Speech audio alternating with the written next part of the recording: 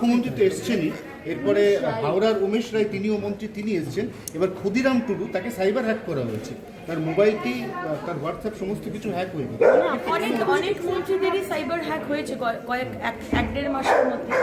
অনেক মন্ত্রীদের এরকম, মন্ত্রীদের ফোন থেকে আমার কাছে মেসেজ আসে, এরকম আপনাদের কাছেও নিশ্চয়ই যায়, যে আমাকে 1,00,000 টাকা বা 50,000 টাকা একটু বিকেলের মধ্যে দিয়ে দিন, আমি বিকেলের মধ্যে ফেরত দিয়ে দেবো। ঠিক এই ধরনের ল্যাঙ্গুয়েজ থাকে, এবং যেটা দেখি আমরা বুঝতে পারি যে হ্যাক হয়েছে।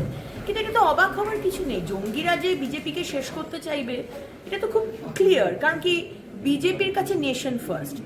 তৃণমূলের মতো তো আমরা টেররিস্ট বা অনুপ্রবেশকারীদের সাথে ডিল করে ভোট ব্যাংকের জন্য রাজ্যের মানুষকে তো বিপদে ফেলতে চাইনি কোনোদিন। আমাদের কাছে নেশন ফার্স্ট, মানুষের সুরক্ষা প্রথম। তাই জন্য আজকে মাননীয় মুখ্যমন্ত্রী সবসময়তে আজকে করছেন, এগুলো নিয়ে সরব হয়েছেন, বরাবর সরব হয়েছেন, তাই জন্য তাকে মারার চেষ্টা করা হচ্ছে। কিন্তু আমরা অত্যন্ত ভীত। আমরা আজকে মাননীয় মুখ্যমন্ত্রীকে আমি বারবার বলবো যে গাড়ি থেকে নেমে হ্যান্ডশেক করা, এর মধ্যে ঢুকে যাওয়া, এগুলো একেবারেই উচিত নয়। নাই মাননীয় প্রধানমন্ত্রীর করা দরকার। মাননীয় প্রধানমন্ত্রীকেও আমি দেখেছি বিদেশে গিয়ে নেমে যান, গাড়ি থেকে চলে যাচ্ছেন। আমাদের ভীষণ ভয় লাগে, কারণ দেশটা দাঁড়িয়ে আছে